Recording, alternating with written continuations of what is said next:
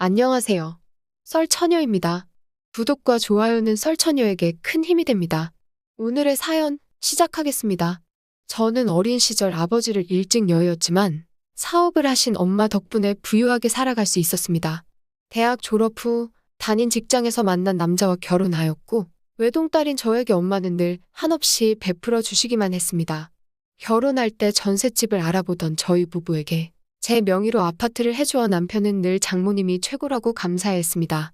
시간이 지날수록 남편은 엄마에게 금전적으로 도움을 많이 요청했고 무슨 말만 하면 장모님께 해달라고 하자며 당연하게 말하더라고요.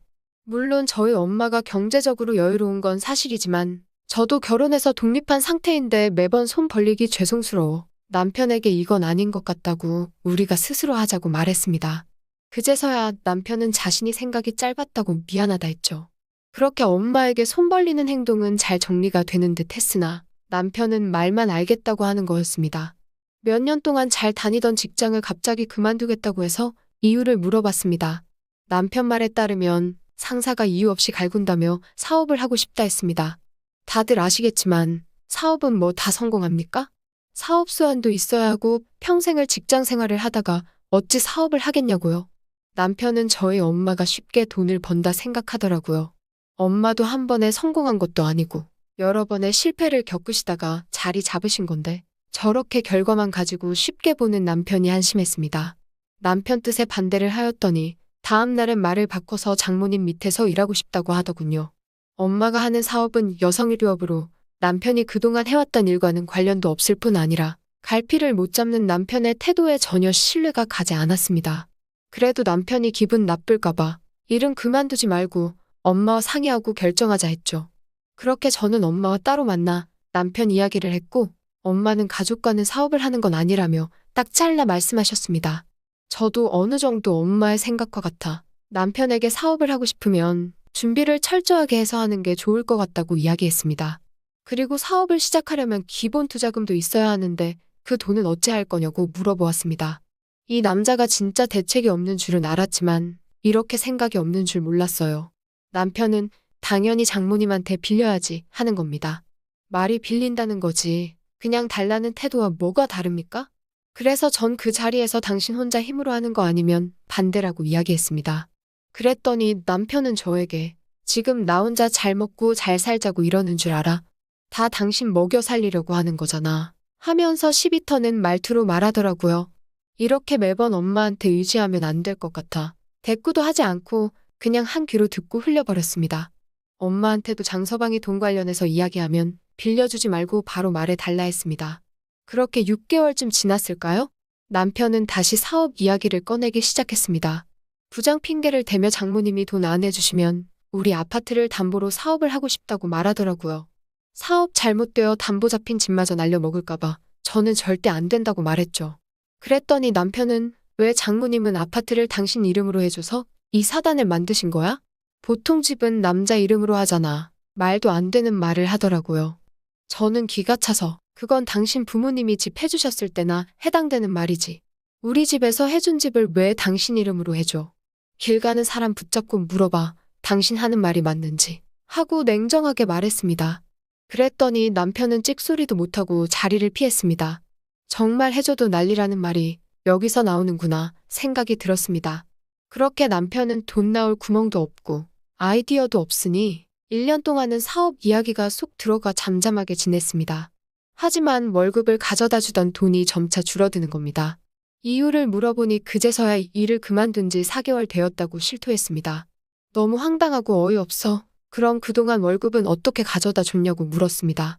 주식이 생각보다 잘 되어 수익금으로 주었다고 하더라고요. 예전부터 주식을 하는 건 알고 있었지만 저에게 아무런 상의도 없이 일을 그만둔 남편의 행동에 어이가 없었습니다.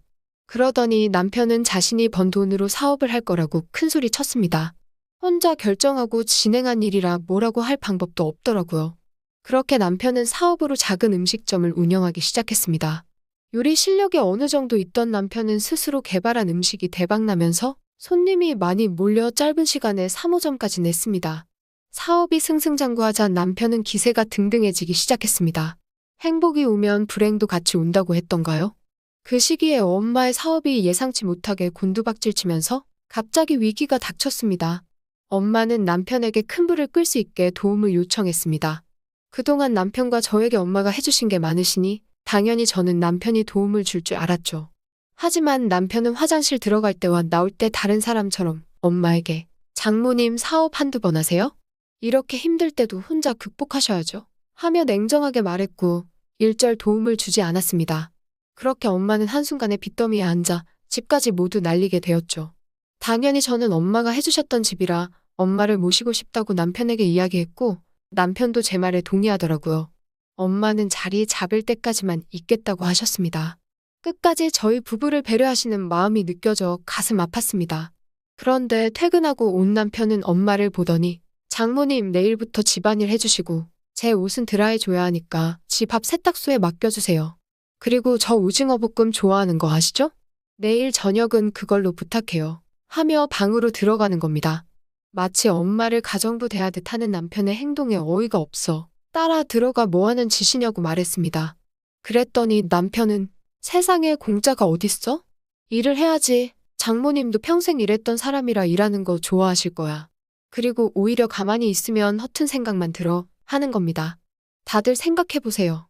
한순간에 사업으로 모든 걸 잃어 심적으로도 힘들 텐데 고생 많으셨다고 위로는 못할 망정 저렇게 부려먹는 사위가 어디 있냐고요.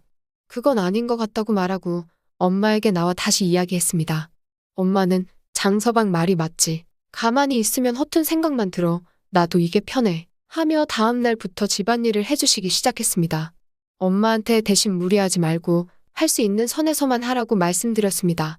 하지만 남편의 갑질 아닌 갑질은 날이 갈수록 더해졌고 엄마가 한 요리에 대해 훈수두기 시작했습니다. 어느 날 갑자기 먹던 음식을 식탁에 뱉어버리고 왜 이렇게 짜냐면서 없던 고혈압도 생기겠다며 화내듯이 말하는 겁니다. 엄마도 놀랐는지 눈물을 글썽거리며 미안하다고 연신 말씀하는 모습을 보니 남편에게 온갖 정이 다 떨어져 나갔습니다. 엄마가 돈 있을 때는 그렇게 알랑방구를 뀌었는데 한순간에 돌변하는 사람인 줄 몰랐거든요. 그날 이후 남편이 또다시 반찬 투정을 하려고 소리를 치려고 하는 순간 저는 반찬들을 남편 얼굴에 다 던져버렸습니다. 너가 어떻게 우리 엄마한테 이럴 수가 있어. 너 돈 좀 번다고 이렇게 대우할 수 있니? 몰상식한 인간 같으니라고. 너가 그동안 우리 엄마한테 눈치 준 것만 생각하면 찢어 죽이고 싶어. 앞뒤 다른 너랑은 더 이상 못 살아 말했습니다. 남편은 기다렸다는 듯 버러지 같은 너랑 장모 먹여 살려서 내가 등골이 휘는 줄 알았는데 잘 되었네. 당장 이혼하자 하는 겁니다. 어차피 이 집 명의는 제 명의이니 이 집에서 너만 나가면 되고 이혼은 합의 이혼으로 해서 깔끔하게 하자 했죠. 남편은 다행이다. 버러지들이 나한테 동구걸하면 어쩌나 조마조마했는데 나야 좋지 하며 웃는 겁니다. 그 웃음이 어찌나 비열해 보이던지 입을 찢어버리고 싶었습니다. 그렇게 우리는 결혼 7년 만에 이혼을 했죠. 엄마가 주신 집을 팔고 남은 돈으로 엄마와 저는 작은 옷가게를 시작했습니다. 처음에는 손님이 별로 없어 힘들었지만 점차 엄마의 사업 수완이 발휘되었고 저 또한 다양한 방법으로 가게를 홍보하였습니다. 그랬더니 입소문이 돌아 사업은 호황을 누리게 되었죠. 그러던 중 엄마와 같이 사업을 하시던 삼촌과 연락이 닿아 엄마에게 같이 일을 하자고 손을 내미셨고 엄마는 삼촌과 다시 사업을 뛰어들어 재기하였습니다. 그렇게 엄마는 예전처럼 다시 큰돈을 만지게 되었죠. 건물을 매매하여 건물 청소할 분을 고용하기 위해 알아보던 중 경비원 아저씨께서 좋은 청년이 있다며 저에게 소개를 해주었습니다. 통상적인 면접 자리를 만들었고 면접 시간이 되어 소개받은 청년이 들어왔습니다. 세상에나 문을 열고 들어온 청년은 바로 제 전 남편이었습니다. 전 남편은 저를 보자마자 얼굴이 시뻘개졌고 놀란 저는 가게는 어쩌고? 물어보았습니다. 전 남편은 저와 이혼한 뒤 승승장구하던 찰나 TV 고발 프로그램의 취재로 음식 위생 문제가 알려지면서 완전 쫄딱 망했다고 했습니다. 하던 가게들은 모두 접게 되고 빚더미 안게 되었고 돈 되는 일은 다 하고 있다며 건물 청소부로 꼭 본인을 써달라고 하더군요. 하지만 전 동정심 따위도 전혀 없었습니다. 저는 우리 엄마한테 했던 거 기억 안 나? 덕분에 너랑 헤어지고 나서 우리 사업 대박났잖아. 이렇게 건물까지 사게 되었는데 너는 꼴 좋다. 그러니 착하게 살았어야지. 어디서 동정심 유발하려고 개수작 부려. 버러지 입에 달고 살더니만 너가 버러지 골랐구나 말했고 전 남편은 제 말을 듣는 둥 마는 둥 하더니 며칠째 아무것도 못 먹었다면서 불쌍한 척 했습니다. 지갑에 있던 10만 원을 꺼내 면접비라고 던지듯 주었죠. 그랬더니 남편은 우리 예전에 좋았는데 다시 잘해보면 안 될까? 내가 장모님한테도 사죄하고 정말 헌신적으로 잘할게. 말 같지도 않은 소리를 해댔습니다. 듣고 있던 저는 화가 나 견디다 못해 마시던 아이스 커피를 면상에 뿌려버렸습니다. 생각 없고 염치 없는 건 알았지만 이 정도일 줄은 몰랐네. 다시는 너 면상 보기도 싫으니깐 내 눈앞에 나타나지 마. 버러지야, 당장 여기서 나가 소리쳤습니다. 전 남편은 저에게 욕을 하며 떨어진 10만 원을 황급히 주머니에 넣으면서 후다닥 도망갔습니다. 그때 느꼈죠. 인생사는 아무도 모른다는 것을. 언제나 사람은 겸손하게 살아야 하나 봅니다. 오늘의 사연은 여기까지입니다. 긴 사연 끝까지 들어주셔서 감사합니다. 구독과 좋아요는 설처녀에게 큰 힘이 됩니다.